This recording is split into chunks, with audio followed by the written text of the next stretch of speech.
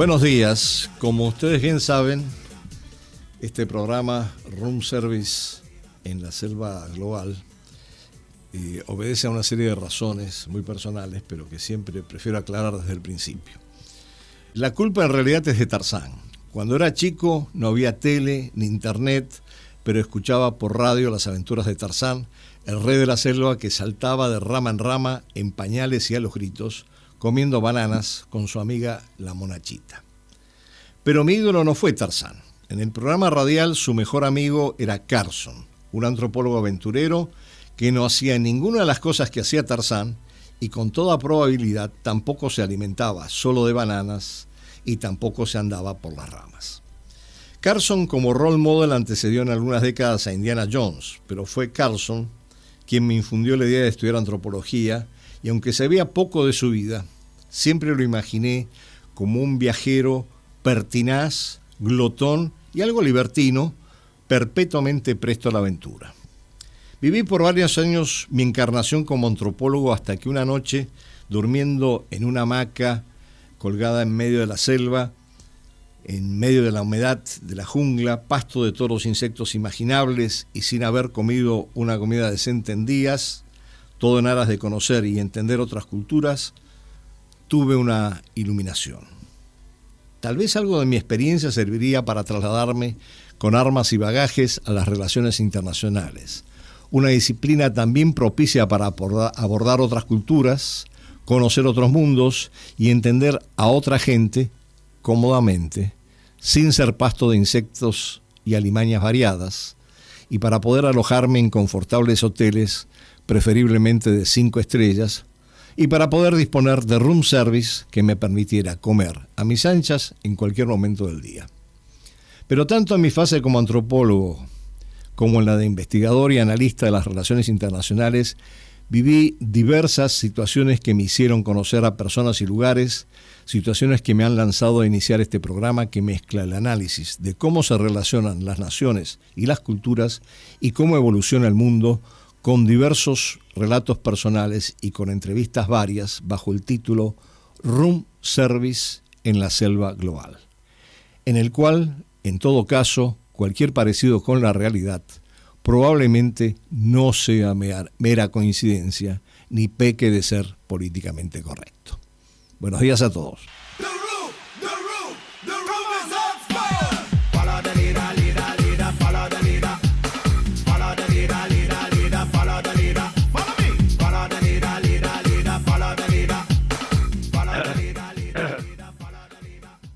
Muy buenas tardes, muy frías tardes, ya estamos entrando en pleno invierno y como consecuencia probablemente en este programa ustedes me oigan toser, carraspear, en fin, todas esas cosas que suceden cuando hace mucho frío y uno se contagia alguna peste. Pero de todas maneras vamos para adelante con el programa y hoy tenemos un tema álgido a tratar con un invitado muy especial que voy a presentar más adelante, pero quería hacer previo un breve repaso desde la otra mirada y con el diario del lunes de algunas cosas que pasaron la semana pasada. Hubo una reunión del G7 bastante diluida, difuminada, en donde en mitad de la reunión, aparte de declarar que el G7 se había equivocado al expulsar a Rusia cuando era el G8, Trump decidió irse porque supuestamente tenía cosas más urgentes que hacer. Después nos dimos cuenta cuáles eran una vez que se consumaron, pero en aquel momento se fue. Y fue interesante porque si bien la reunión debía girar en torno a temas de la economía mundial, como le corresponde al G7, el grupo de países más industrializados y más avanzados en el sistema internacional, los temas que concentraron la mayor atención fueron justamente los temas geopolíticos. Por un lado, el enfrentamiento entre Israel e Irán y, por otro lado, siempre pendiente el tema de Rusia y Ucrania y el conflicto entre Rusia y Ucrania. Entonces, el abandono de Trump temprano de la reunión significó también, entre otras cosas, que la expectativa del presidente Zelensky de Ucrania, que había sido invitado, se frustró. La expectativa de tener una reunión con Trump para solicitarle más apoyo y tuvo que recurrir a sus viejos amigos ya consolidados de la Unión Europea para seguir pidiendo apoyo para su guerra. Y por otro lado hubo otros hechos significativos. Había otros invitados, entre ellos el presidente Lula de Brasil y la presidenta Sheinbaum de México, que también se suponía ella iba a tener una reunión bilateral con Trump durante la reunión del G7, y lo que sucedió fue que finalmente no se dio y tuvieron una conversación telefónica para un acuerdo más amplio, eh, que vaya más allá de lo que es el TEMEC, el Tratado de Libre Comercio entre México, Estados Unidos y Canadá. Bueno, este es un hecho, me parece importante destacar, de la semana pasada. El otro hecho, ya que estábamos hablando de Trump, fue que todos sospecharon que Trump estaba celebrando su cumpleaños al hacer la celebración con un desfile de los 250 años de formación del ejército norteamericano. Si ustedes van a las redes van a ver muchos memes comparando el desfile norteamericano con los desfiles rusos y chinos y estableciendo claras diferencias. Pero lo importante es que hubo bastante reacción en Estados Unidos frente a esta celebración, que de alguna manera se convertía en lo que muchos dijeron era el King's Day, el día del rey, y que fue bastante cuestionado en Estados Unidos. Y el tercer punto, y recién estábamos hablando de Rusia, fue la declaración de Putin muy clara, muy contundente, en el sentido de que Ucrania es parte de Rusia y que los ucranianos y los rusos son de alguna manera el mismo pueblo y que Ucrania pertenece a Rusia, con todas las consecuencias que esto implica. Sobre este trasfondo, lo que sucedió más importante, más relevante, y ahora vamos a oír de este tema, fue que en el marco del conflicto, ya desde que se está sosteniendo más de 10 días entre Israel e Irán, el sábado Estados Unidos decidió involucrarse y bombardear tres de las bases donde se estaba desarrollando el programa nuclear de Irán.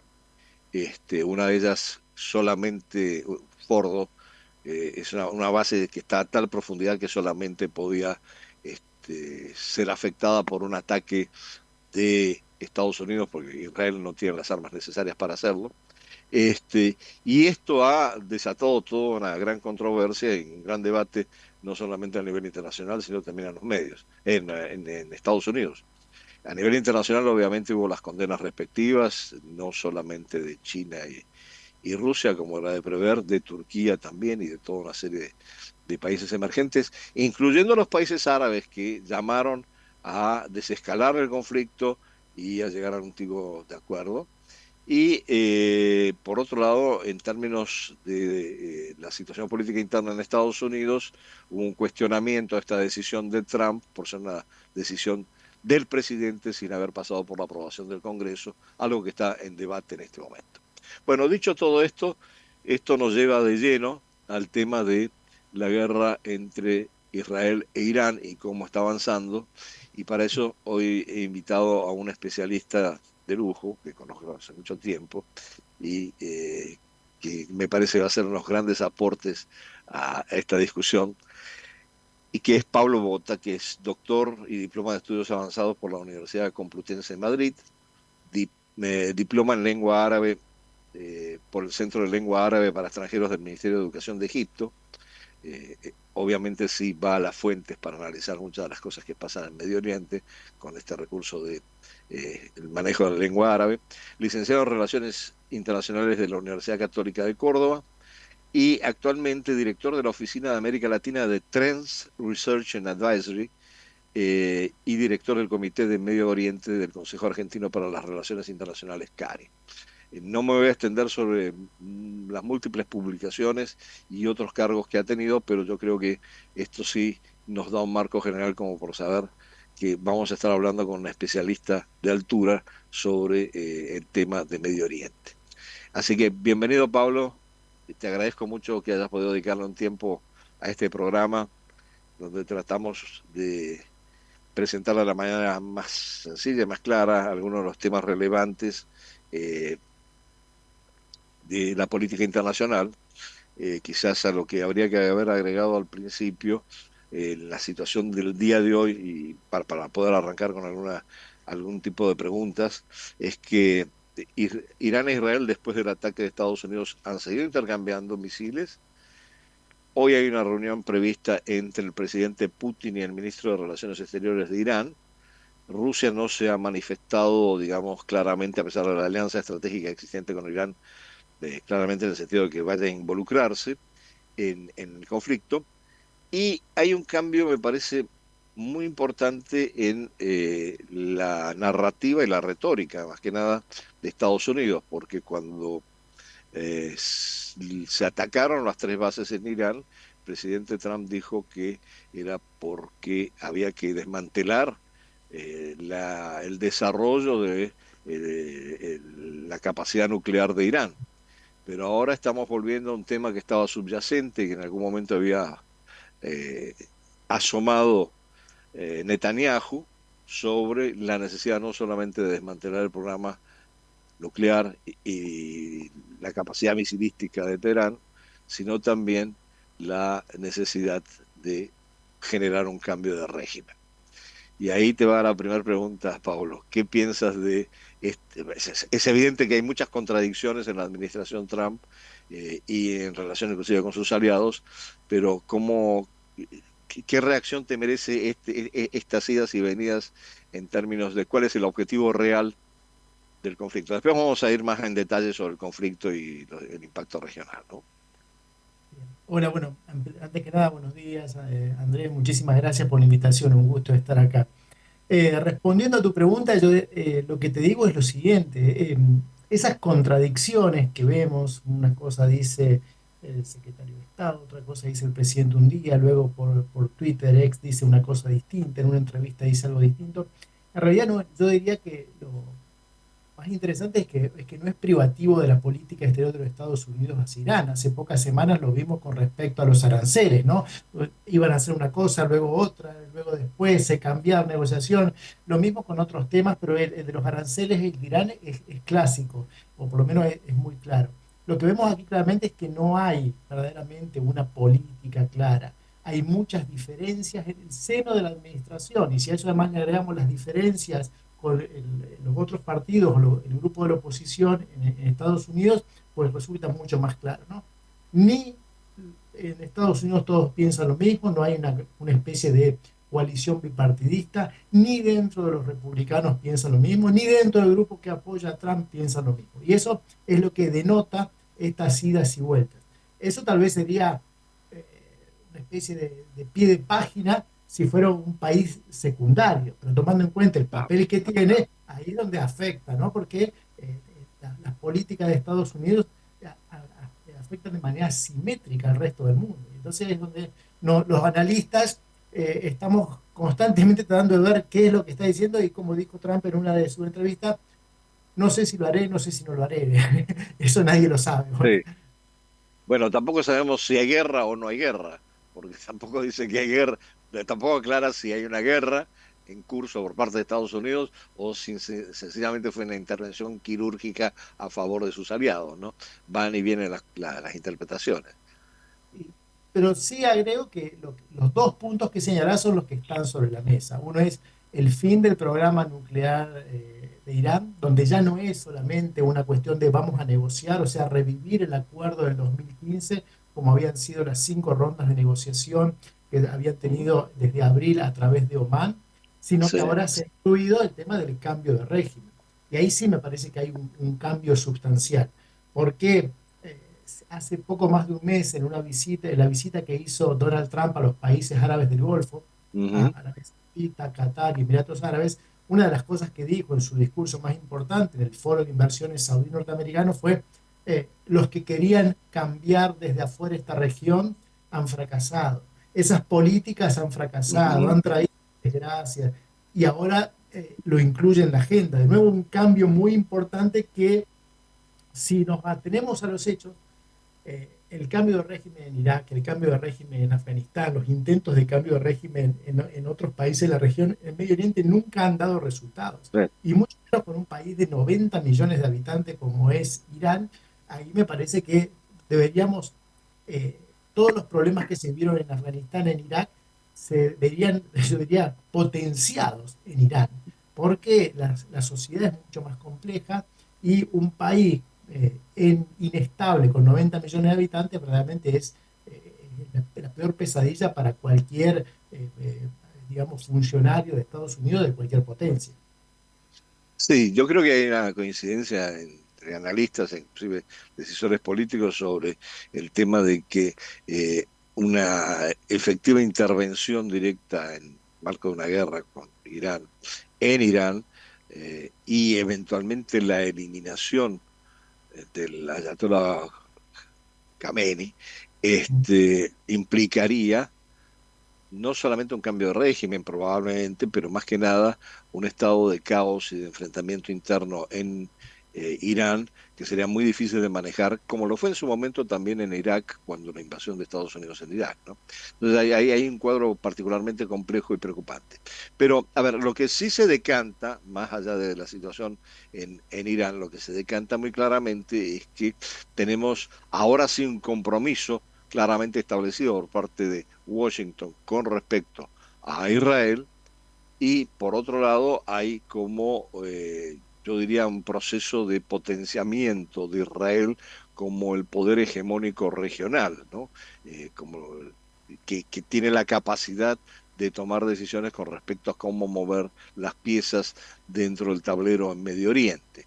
Y ahí la gran pregunta es, bueno, ¿y cuáles son las repercusiones de todo esto? Porque aquí ha habido realineamientos muy interesantes y cuestionamientos eventualmente al conflicto Irán-Israel y ahora a esta intervención de Estados Unidos. ¿Cómo ves tú este panorama de las repercusiones regionales con sus implicaciones globales eventualmente? Hay una cosa que es importante señalar. Medio Oriente se encuentra como región en un proceso que nosotros desde la relación internacional le decimos de transición intersistémica, ¿no? ¿Por qué? Porque las alianzas y la estructura de poder que existió durante la época de la Guerra Fría ya no está más. La estructura que existió durante la posguerra fría ya no está más. Y hoy estamos en un momento donde todo ese sistema se está reacomodando. Yo diría lo siguiente, hay, no solamente Israel en principio podría haberse beneficiado por este apoyo claro de Estados Unidos hacia su postura, porque en el fondo lo que estamos viendo es la agenda, no ni siquiera de Israel, la agenda de Netanyahu, ¿no? Irán no Sí, sí, sí, tiene estamos que de tener acuerdo. un programa nuclear y tiene que haber un cambio de régimen. Esa es la agenda de Netanyahu. Esa, digamos, adscripción de Estados Unidos a esta agenda puede traerle muchos beneficios al Estado de Israel, pero también le trae un beneficio bastante claro, en primer lugar yo diría Arabia Saudita, ¿no? Porque un Irán debilitado, un Irán sin poder acceder a esa cuota de poder extra que le daría una capacidad nuclear, también beneficia a Arabia Saudita.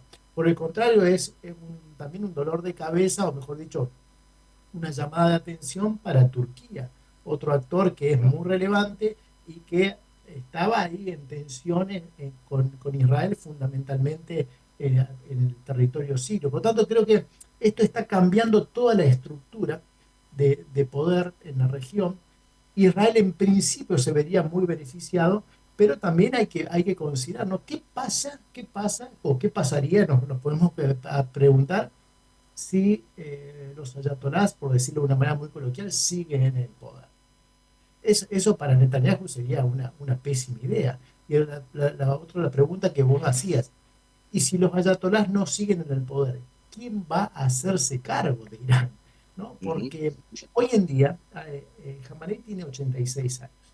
Eh, y lo que se ve claramente en Irán en los últimos 10 años es un proceso muy interesante, y es los que hicieron la revolución, como se les llama, aquellos que eran el sector clerical, el sector de Khomeini y hasta su muerte, luego a partir del 89 de Khamenei, los clérigos siempre tuvieron mucho poder, pero últimamente están perdiendo mucho poder interno en términos de lo que se llaman en Irán los que hicieron la guerra. Aquellos que eran muy jóvenes, que con 18 o 20 años participaron del conflicto entre Irán e Irak, que están sobre todo vinculados a los ámbitos de defensa, seguridad e inteligencia. Y hoy en día hay verdaderamente una lucha que ya no es tan abierta, tan escondida, sino bastante abierta entre el sector militar y el sector clerical.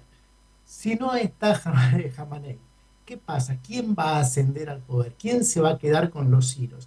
Probablemente sea ese sector militar, y ese sector militar es mucho menos proclive a negociar, mucho menos proclive al entendimiento, mucho más agresivo en sus políticas exteriores. Tal vez digo, pensemos que si sigue Jamenei, no es una buena Ah, noticia para Netanyahu. Y si no está Jamenei y llegan quienes están amasando más poder en el cielo en los últimos 10 años, tampoco creo que sea una buena noticia. Por eso digo que estamos, algo que es una noticia en desarrollo. sí, estamos de acuerdo. Bueno, y además con todas las incertidumbres que plantean estos escenarios posibles dentro de Irán. Ahora, un poco saliéndonos de Irán, como en su momento denominaban el eje de la resistencia, el pulpo encabezado por Irán y todas las fuerzas que se alineaban desde Hamas, Hezbollah, los hutíes, las milicias en Irak, en Siria, etcétera. Parece que el pulpo solo queda a la cabeza. ¿Qué capacidad de reacción frente a esto? Porque bueno, sí, escuchamos los discursos en Teherán, que son muy radicales, en el sentido de defender la dignidad y la soberanía de Irán, pero hay una realidad, esa red con la que contaban, entre comillas, proxies, si queremos llamarlo así, o de aliados de distinto tipo, algunos estatales y otros no, se ha debilitado muchísimo. Entonces, ¿cuáles son las alternativas en este marco? ¿Cuáles son las alternativas de reacción de Teherán en frente a la situación que se está planteando con el bombardeo estadounidense y el incremento de las acciones bélicas por parte de Israel? Bien, mira, yo creo que ahí hay dos cosas para señalar. Lo primero es que, como sucede muchas veces cuando uno realiza análisis, hay veces que debemos hacer el esfuerzo por, yo diría, hacer una especie de prueba de control de nuestros presupuestos. Durante mucho tiempo, análisis bastante simplistas señalaban en Medio Oriente esa especie de arco, media luna chiita, el eje de la resistencia, Irán, Irán como actor que maneja y manipula absolutamente todo lo que sucede en Medio Oriente. Yo siempre digo que hay dos actores que creen verdaderamente que todo lo que sucede en Medio Oriente es culpa o es algo digitado por Irán. El primero es Netanyahu y el segundo es Khamenei. Los dos, por razones distintas, creen que todo lo que sucede en Medio Oriente deriva del poder iraní. Digo, este eje de la resistencia, que se vería todo como si fueran apéndices iraníes, lo hemos terminado creyendo. ¿En qué sentido? Son actores que tienen su propia agenda. En algunos momentos coinciden, pero no son meros apéndices, no son especie digamos, de muñecos movidos solamente o peones movidos desde Teherán. Y eso lo vemos, ¿no? Fíjense, Hezbollah, mucho, mucho apoyo retórico, pero absolutamente nada. ¿Por qué? Porque es prioritario para Hezbollah continuar en el poder. Los hutíes han incluso llegado a un acuerdo con Estados Unidos. Seguimos atacando, pero a ustedes no los atacamos. Entonces, el primero es, esto que está sucediendo nos obliga a matizar esa especie de visión simplista de que Irán tenía control absolutamente de todos estos grupos, que cada uno tiene su propia agenda y por lo que vemos también hay muchas discusiones internas entre estos grupos e Irán, no cuando están sacando la foto, sino cuando se apagan Claro, los flashes y la claro. gente dice, no, las cosas importantes. Entre Hezbollah e Irán está bastante claro porque la financiación, etcétera, etcétera. Y el segundo punto que señalaba es que vemos un proceso que es bastante claro, pero en Medio Oriente cada vez lo vemos mejor, ¿no? Y hay una creciente nacionalización de las agendas. ¿En qué sentido?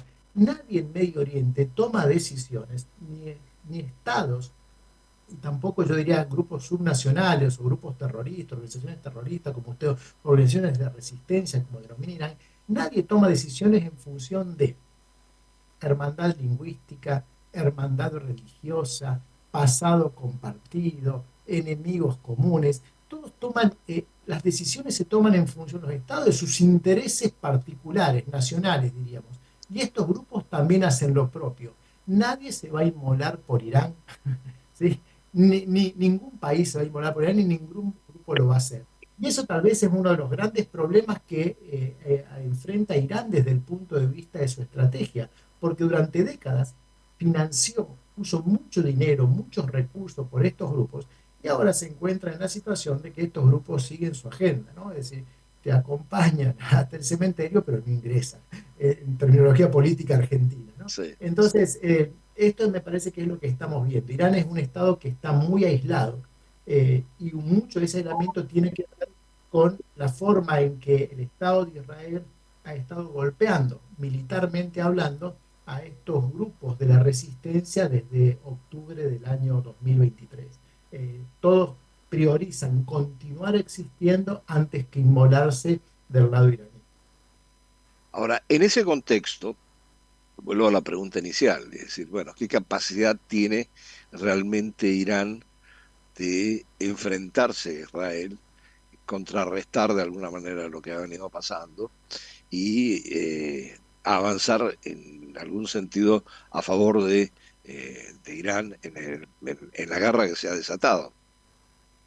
En términos militares, muy poco. Eh, la capacidad de Israel de atacar a Irán, la penetración que el sistema de inteligencia israelí ha tenido en Irán, lo que ha demostrado Sí, el NATO, yo diría casi al mismo tiempo, de los más importantes funcionarios del aparato de seguridad y defensa iraní, muestran que ahí hay una simetría absoluta. No, no hay, Irán puede hacer poco y nada. Lo que puede hacer Irán es lo que está haciendo, ¿no? Atacar con misiles balísticos, atacar con algunos drones, esperar que todos los sistemas, las capas del sistema de defensa antiaéreo no funcionen o tengan sus errores, como cualquier instrumento técnico, y generar luego impacto mediático. Yo diría que ese es lo que vemos hoy. Luego tiene también muy poca capacidad Irán por generar nuevos apoyos. No hay estados en el mundo que vean con buenos ojos lo que hace Irán. Yo diría que en casi ninguna parte del mundo, excepto en algunos grupúsculos en nuestra querida región, que tal vez ven con simpatía, pero no lo hacen por ser pro-iraníes, lo hacen por ser anti-norteamericanos o ah, anti-israelíes. Además, ni siquiera entienden el sistema político iraní con sus especificidades. Pero entonces creo que tiene muy pocas capacidades. Lo que sí tiene Irán, como muchos otros estados del Medio Oriente, hay una frase que nosotros usamos mucho, decimos, hay actores que tienen la posibilidad de generar soluciones, pero sí tienen mucha posibilidad de generar problemas, ¿no? E Irán sigue siendo un país que puede generar disrupciones en Hormuz, disrupciones atacando blancos no militares, generando inestabilidad en los mercados, y eso sí puede ser lo que esté haciendo Irán.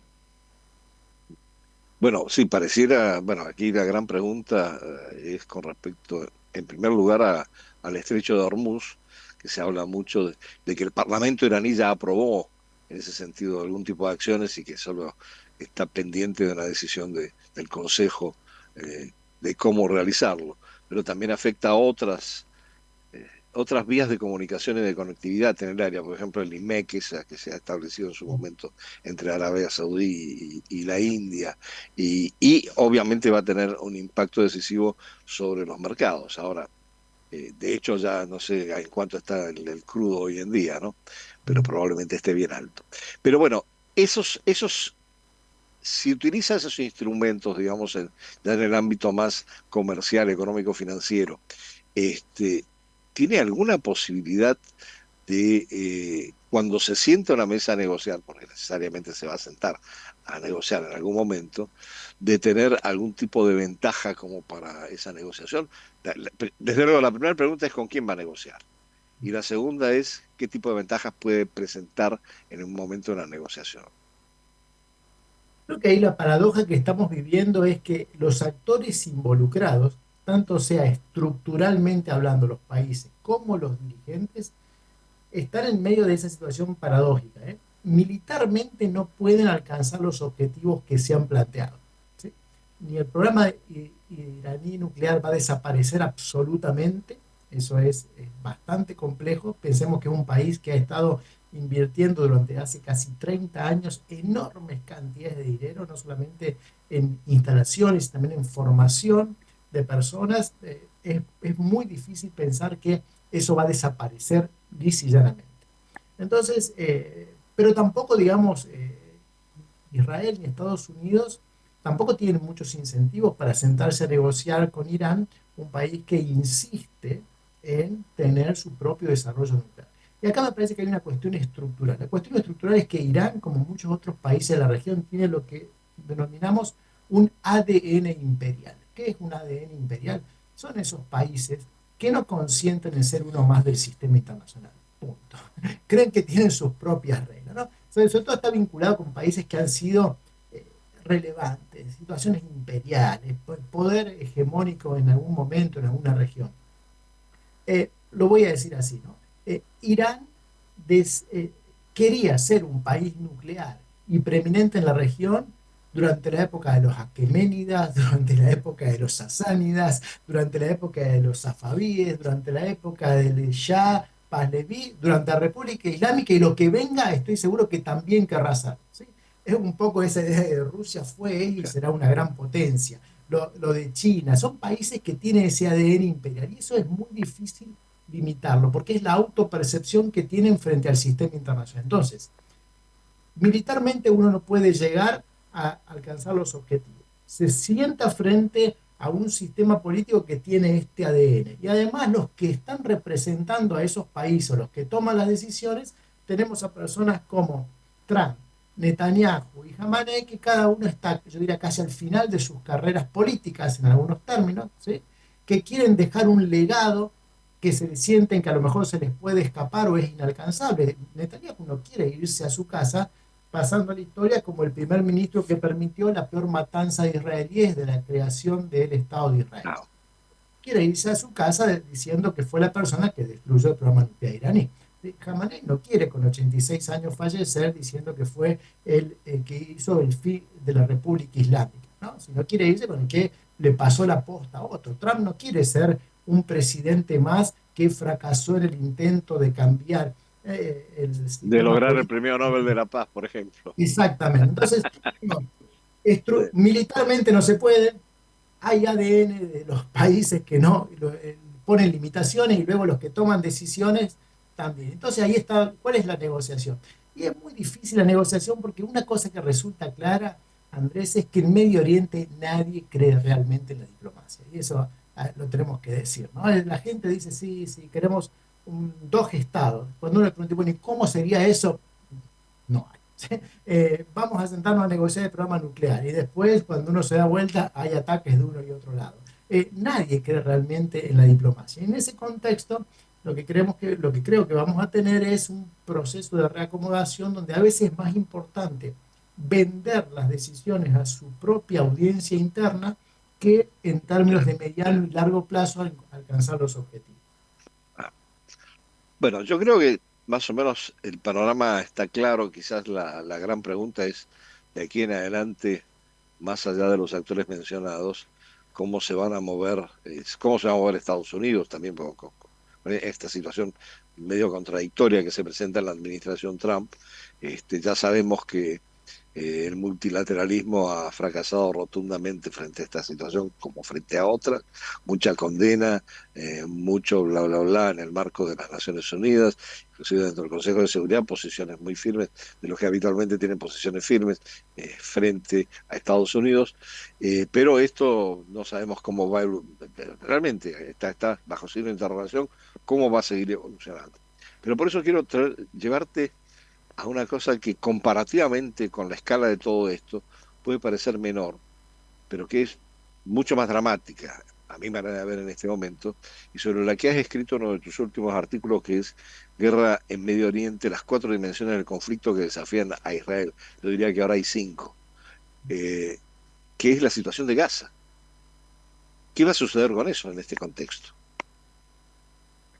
Bueno, verdaderamente, en primer lugar, hay que decirlo, reconocerlo, hay una catástrofe humanitaria en esa región, ¿no? Casi 2 millones de personas, infraestructura, un porcentaje altísimo, cualquier porcentaje que digamos va a ser inexacto, pero lo que va a demostrar es que realmente hay una destrucción muy relevante de toda la infraestructura en Gaza, y va a ser una herida en términos sociales, ¿no? Porque los niños que hace 6 7 meses que no van al colegio, las personas que han fallecido por falta de atención médica, eso no es algo que se olvide ni se puede pasar.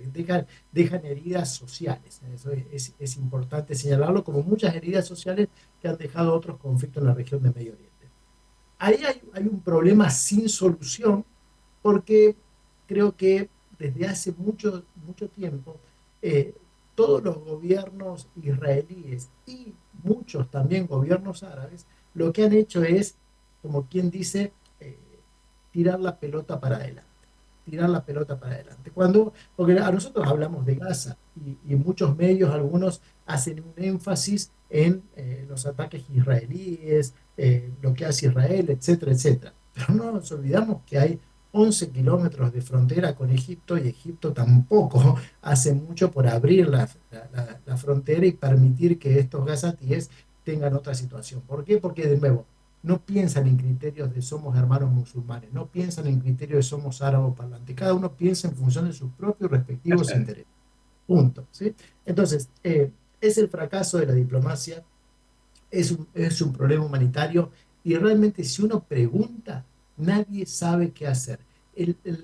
Hace 3 meses atrás, cuando la cumbre de la Liga Árabe Especial se reunió en el Cairo para planificar lo que sería el futuro de Gaza, un documento de 82 páginas, cuando uno ve parte de un montón de supuestos que uno no sabe cómo se... Y la gente, cuando uno le preguntaba a algunos funcionarios, tampoco saben, ¿no? Que Gaza se va a desarmar, que Gaza va a dejar en control de un consorcio internacional de árabes el control de Gaza, que la seguridad la van a dar otros. Y sí, ¿cómo se va a lograr esto? Bueno, fantástico. El documento estaba todo muy bonito, ¿sí? Pero cuando uno va a ver, está claro que no. Entonces, ¿qué es lo que pasa en Gaza? Yo creo que estamos como en muchas razones, en muchas regiones, en muchos temas de Medio Oriente, perdón, tenemos una gran orfandad de ideas. ¿Sí? Lo que hacemos es seguir retóricamente repitiendo lo mismo, aunque realmente nadie sabe.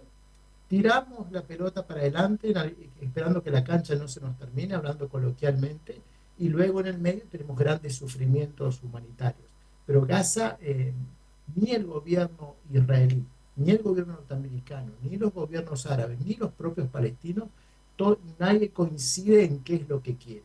Eh, los palestinos van a dejar que la Autoridad Nacional Palestina se va a hacer cargo de Gaza, jamás va a dejar el control, nadie lo sabe. El gobierno israelí tiene un plan realmente, quiere reocupar, mover a la población, claramente no queda. Estados Unidos va a ser esa riviera y esa Sí. iniciativa, digamos, que alguna vez sugirió Trump en una conferencia, o va a seguir fomentando la idea de 2 estados, nadie lo sabe. La comunidad internacional, ¿qué va a hacer? Es un problema que hay una orfandad de ideas en muchos conflictos del Medio Oriente. Gaza yo diría que no es lamentablemente la excepción. Pero bueno, en ese marco de, yo diría, desconcierto y confusión sobre cuáles son las salidas, eh, ¿vos no crees que, de hecho, ahora con la intervención de Estados Unidos en la escalada que se está produciendo en la guerra con Irán, eso no va a tener un impacto aún mayor sobre el desconcierto o sobre la búsqueda de algún plan de salida en Gaza? Lo primero que vemos es, lamentablemente, que a pesar de que nada se ha modificado en Gaza, el tema de Gaza ha disminuido su relevancia en No, la agenda. no. Ese es el primer punto y Sí. es una pérdida, sobre todo para los gazatíes, vamos a decirlo claramente. Eso es. Se ha quitado la urgencia. Hoy todo el mundo habla de una tercera guerra mundial. Nadie habla de Gaza, a pesar de que las operaciones militares continúan en Gaza, y a pesar de que desde el punto de vista humanitario sigue habiendo pérdidas importantes. No creo hoy en día que Gaza vuelva a ser una prioridad. Sería una prioridad si nos encontráramos tal vez en un momento post Segunda Guerra del Golfo, como después de la Operación Tormenta del Desierto, donde Bush, en ese momento unipolar norteamericano, sentó en Madrid, voy a decir, sentó en Madrid a árabes, a israelíes, en ese proceso de paz que se inició en Madrid, ¿sí? Que luego terminó, en el caso de los palestinos, en los acuerdos de Oslo de septiembre del 93. En ese momento unipolar, lo que quiso el gobierno norteamericano fue solucionar los grandes temas de Medio Oriente. ¿Sí? Proceso de paz de israelíes con los sirios, proceso de paz de israelíes con jordanos, proceso de paz de palestinos con israelíes, fomentar y seguir fortaleciendo el proceso de paz de Camp David de egipcios con israelíes, temas de tipo transnacional como la gestión del agua, etcétera, etcétera. Eso estaba. Pero en un gobierno norteamericano donde no queda claro qué es lo que va a hacer, ni siquiera en el tema específico iraní, y que cambia según los días, cambia según al funcionario que uno le pregunte, no creo que esté esa especie de macro plan de Medio Oriente. Si existiera ese macro plan de Medio Oriente, probablemente podríamos ver cuál es el lugar en el cual ocupa Gaza y qué planes tienen. Hoy no lo vemos, ni tampoco lo vemos ni siquiera en los gobiernos árabes, que se han contentado en los últimos años con dar ayudas en cuentagota, ¿sí? Para que continúe la situación, pero es un mantenimiento del status quo. Bueno, estamos claros con respecto a la falta de claridad de una de las potencias involucradas, que es Estados Unidos, la que está más involucrada en la situación en Medio Oriente. Pero, ¿cómo ves tú las iniciativas o no, o las posiciones que puedan surgir en los otros dos actores relevantes? Uno sí con intereses en Medio Oriente desde hace rato, que en medio se le frustraron con lo que pasó en Siria, que es Rusia, y el otro es China, donde concretamente si cierran el estrecho de Hormuz, su capacidad de recibir petróleo se va a ver abruptamente reducida, ¿no? Entonces, ¿cómo ves a estos dos actores? Sabemos cómo han actuado dentro, valga la redundancia, dentro del Consejo de Seguridad, etcétera. Pero, ¿cómo lo ves en términos de qué tipo de estrategia van a tener con respecto a la situación, a esta incierta situación en Medio Oriente? Yo diría que hay una diferencia central, lo voy a poner de esta manera, ¿no? Eh, Rusia quiere pero no puede, y China ni quiere ni puede. Una más o Ok, menos una de esta ok. manera, ¿no? Eh, Rusia sí tiene históricamente una vocación de presencia, no sé si en Medio Oriente, pero como pasando los años fue modificándose, ¿no? Desde la protección a los ortodoxos en la época del Imperio Otomano, a Ujú. presencia en el Mediterráneo Oriental durante la Guerra Fría, a algunos regímenes amigables en ese periodo, hasta una especie de presencia, un regreso a la región en los últimos años, pero siempre ha estado un poco esta idea de que Rusia debería tener algo que decir con respecto al orden regional de Medio Oriente. Esa estrategia rusa se basa en una idea que han cultivado muy bien, sobre todo el gobierno de Putin, es hablar con todos, ¿no? Putin habla con Netanyahu, habla con el líder supremo, habla con el príncipe heredero saudí, habla con el presidente turco. Ellos hablan con todo y es esperando en esa especie lo que se genera, lo que nosotros llamamos espirales de cooperación, ¿no? Están todos en la mesa, nadie se quiere levantar por más que no te gusten los otros comensales, porque uno tiene miedo de que si se levanta los comensales que se quedaron obtengan algo, ¿no? Entonces se da una espiral de cooperación. Todos se quedan sentados, no confían en ninguno del otro, pero ninguno en Medio Oriente se quiere levantar. Y en el caso de Israel e Irán, desde mi punto de vista, yo creo que Rusia tiene intereses que pueden en algunos momentos superponerse a otros, ya sea Irán o Israel, pero nunca va a perder de vista sus respectivos, sus particulares intereses, ¿no? Y ahí pensemos, ¿no? Hay dos cosas que no hay que olvidar, ¿no? Irán es el tercer país del mundo con reservas de gas. Rusia es el primer país del mundo con reservas de gas. El segundo es Qatar, que está ahí en el medio, en el Golfo, ¿no? Eh, un Irán realmente incluido en la comunidad internacional, con la posibilidad de obtener, digamos, inversiones que le permitan ocupar un espacio en los mercados internacionales de hidrocarburos, es una mala noticia para Rusia, sin duda, ¿no? Y ahí resulta claro que hay algunos momentos donde Rusia e Irán van a tener intereses que se pueden solapar, por ejemplo, la cooperación en términos militares en el conflicto de Ucrania, pero luego cuando vamos a cuestiones de fondo, ahí no. Y además hay una cuestión, yo diría, histórica, ¿no?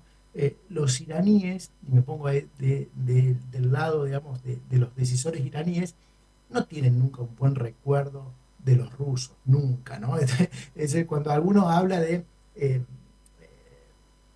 la toma de los rehenes de la embajada norteamericana por parte de los primeros momentos, en noviembre del 79, en los primeros momentos de la Revolución Islámica, yo les digo, mire, eso fue bastante traumático, lo reconozco, pero recuerden que los iraníes en el siglo XIX mataron al enviado ruso Griboyedov. ¿Sí? Hay un cuento de Pushkin al respecto después, ¿eh? ¿Sí? Y mataron a toda la legación rusa. O sea, digamos, los rusos la pasaron peor. En el año 40, 41, los rusos junto con los ingleses ocuparon Irán para sacar del medio al padre de Mohammad Reza Pahlavi. Digamos, en Irán resulta claro de que hay especie de matrimonio de conveniencia hoy por hoy, pero que no hay un acuerdo perfecto, ni mucho menos. En el caso de Irán, Rusia tiene alguna ventaja, ¿no? A veces olvidamos, pero Putin cada vez que puede lo dice, entre el 15 y el 18% de los gente que hoy vive en Israel tiene el ruso como lengua materna. ¿Sí? Sí, Y esa es una cosa, casi que sí. es un país ruso parlante, ¿no? Y Putin lo dice siempre. Y eso no quiere decir que esto sea un punto de conexión, pero sí hay mucho pragmatismo de las dos partes. Entonces creo que Rusia tiene la voluntad de decir cosas en Medio Oriente, hoy no tiene los medios y luego tiene intereses comunes y otros puntos de tensión con los actores. En el caso de China, un país que lo que le interesa es la estabilidad para poder seguir asegurando eso, su seguridad energética, seguir haciendo negocios y seguir llevando adelante su proyecto de infraestructura, esto no es una buena noticia. Eh, pero también es cierto que un Irán totalmente incluido en la comunidad internacional tampoco es una buena noticia para China, porque desde hace 25 años las sanciones internacionales han hecho que sean empresas chinas las que han hecho muchas de las obras de infraestructura en Irán, ¿no? La ampliación del metro de Teherán es una obra china. Sería muy difícil que China pueda competir con compañías europeas, norteamericanas, si Irán llega a la comunidad internacional, no toda, ¿no? Entonces, lo que quiero decir es que las grandes potencias ni que haya inestabilidad, pero también la solución plena del conflicto no sería tan buena, ¿no? Para Rusia, porque Irán podría competir con su gas, para los chinos, porque todos los negocios que están haciendo hoy en día deberían hacerlo, ¿no? En una especie de pescar en la pecera, sin ningún tipo de competencia, sino que deberían competir con otros actores. Entonces creo que ahí lo que quieren es, me parece que a estos dos actores les conviene ese status quo de tensión. Pablo, muchísimas gracias. Estamos ya al borde del tiempo. Te agradezco muchísimo por este panorama clarificador. Hemos tocado de todo. Nos quedaría entregar un par de cosas con algunos otros actores, potencias emergentes, que también hay, por ejemplo, Turquía, que habría que verlo. Pero bueno, ya no nos da el tiempo. Así que te agradezco muchísimo por el tiempo tuyo. Te agradezco por la muy clara explicación de muchas de las cosas que están pasando en Medio Oriente, que siempre es muy confuso para mucha gente cómo van las cosas de aquí para allá. Y nada, y espero que podamos tener más adelante otro programa para entrar a hincarle el diente a otros temas que nos quedaron por ahí colgando. Te mando un Por fuerte supuesto. abrazo Un y te abrazo muy agradezco. grande, gracias, gracias por la invitación. Como decía Felipe González, si los problemas que hay en Medio Oriente son esto, imagínate lo que sería si fuera Oriente completo. Un Gracias, abrazo, y gracias por la un invitación. abrazo y gracias por el chiste. Bueno, como es habitual en estos programas, vamos a cerrar con un cuento mío re- relativo a la región, relativo a cosas que están pasando en la región y que hemos mencionado, de mi libro Comida Diario del Antropólogo Hambriento. Y el relato se llama Danza con Lobos. Las veces que estuve en el Líbano, siempre me sorprendió la alegría de vivir que irradiaban los libaneses pese a las guerras y a los conflictos armados que habían vivido y que habían dejado en ciudades como Beirut ruinas visibles y huellas indelebles. Toda ocasión era buena para ir a comer a un restaurante y de manera inevitable bailar y divertirse. Visité los campamentos de refugiados palestinos y los restos retorcidos de bombazos y ráfagas de ametralladoras que salpicaban la ciudad y conocí a gente de distintos bandos en los cruentos enfrentamientos vividos. Pero siempre, tarde o temprano, asomaba el ánimo de vivir y de disfrutar como si en cualquier instante esos terribles momentos pudieran repetirse. Las veces que fui, además, tuve la suerte de estar acompañado de otros activistas por la paz procedentes de diferentes regiones del mundo, que formaban parte del Global Partnership for the Prevention of Armed Conflict que habíamos fundado a principios de siglo. Gran parte de nuestras actividades se desarrollaban en la misma Beirut, pero en una ocasión una ONG libanesa nos invitó a Baalbek, a unos 90 kilómetros de Beirut, en una visita que combinaba la posibilidad de ver el trabajo que se encontraban realizando y a la vez de hacer un recorrido por las impresionantes ruinas y templos en las que se superponían las improntas de fenicios, griegos, romanos y árabes. Fuimos en grupo bajo la guía de algunos miembros de la ONG libanesa en un bus en el que viajamos gente de diferentes países que se comunicaban en inglés. Al llegar a Baalbek hicimos la obligatoria recorrida de ruinas y templos y nos sacamos las fotos de rigor antes de movernos a la ciudad para reunirnos con nuestros anfitriones de la ONG. Desde las tiendas y mostradores que había en torno a las ruinas nos percatamos de la presencia de Hezbollah, que controlaba la zona, por la abundancia de souvenirs y banderas de esta organización que estaban en venta. La ciudad, sin embargo, aparecía desprovista de símbolos o señales importantes de su presencia, fuera de algunos murales y pancartas que recordaban que esta era una ciudad controlada por Hezbollah. La reunión con la ONG local siguió los rituales habituales de presentaciones y una exposición del trabajo preventivo que intentaban hacer para evitar nuevos enfrentamientos que en años pasados habían llevado a una guerra civil.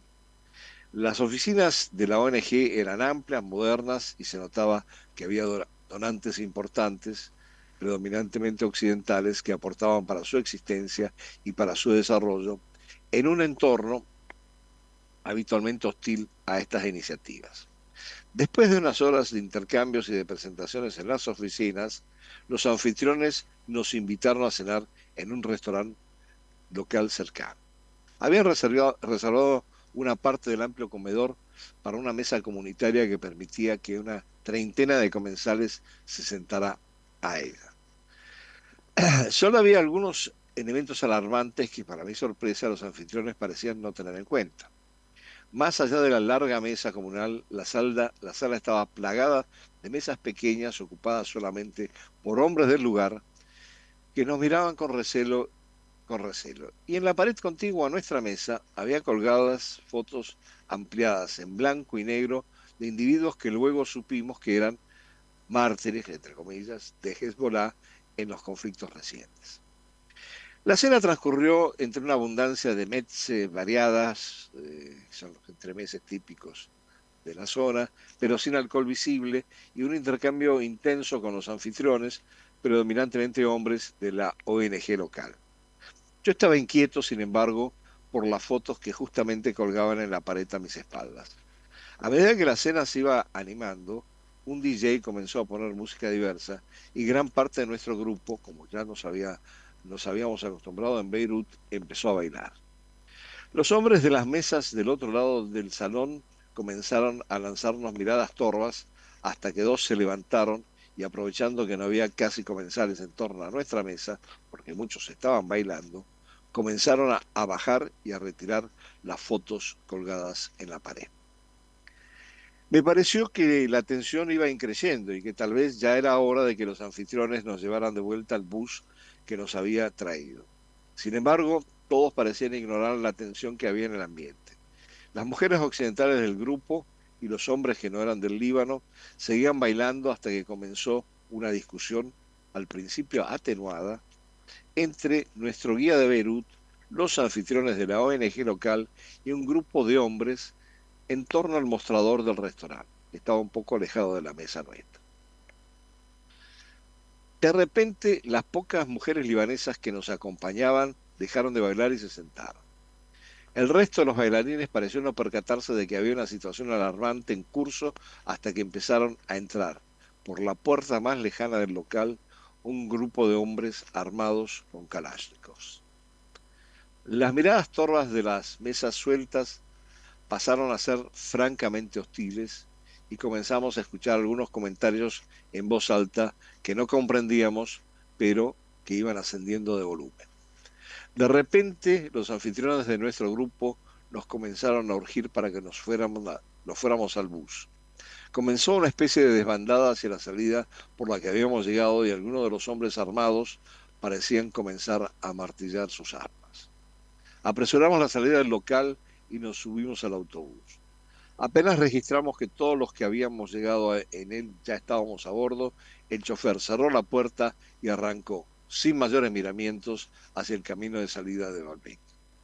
Atrás quedaron los anfitriones locales enzarzados en una discusión de desenlace imprevisible con los hombres armados, mientras que el bus enrumbaba hacia Beirut. Nunca supe con exactitud en qué consistió el crecientemente violento intercambio que se produjo en el restaurante, pero estoy seguro de que se mencionó el escarnio contra la memoria de los mártires que provocó el baile desinhibido que iniciamos después de cenar. Hoy en día creo que fue una torpeza descomunal celebrar el encuentro entre nuestro grupo heterogéneo y predominantemente occidental con los anfitriones de la ONG local en un restaurante que evidentemente honraba a los mártires de la guerra civil y no toleraba que se bailara ante los retratos de los caídos. No era ese un lugar en el que la alegría de vivir que se palpaba en Beirut tuviera su correlato, y era evidente que las heridas no restañadas de la guerra civil seguían abiertas en el Líbano. Pero a 90 kilómetros de Baalbek parecía que la fiesta no fuera a parar. Bueno, muchísimas gracias. Les anticipo que los próximos programas van a estar pregrabados, por lo tanto no vamos a tener la sección de la otra mirada, porque yo voy a estar viajando, pero ya está todo previsto para que sigamos debatiendo temas internacionales con especialistas que nos van a dar presentaciones muy cabales y clarificadoras sobre distintos temas, desde el Indo-Pacífico hasta la reforma judicial en México, hasta el reclamo venezolano del territorio del Esequibo. Dicho todo esto, como siempre, les agradezco estar siguiendo este programa, agradezco los comentarios y las opiniones que me hacen llegar y les deseo que nos veamos próximamente en el próximo episodio de Room Service en la Selva Global previsto para el próximo lunes.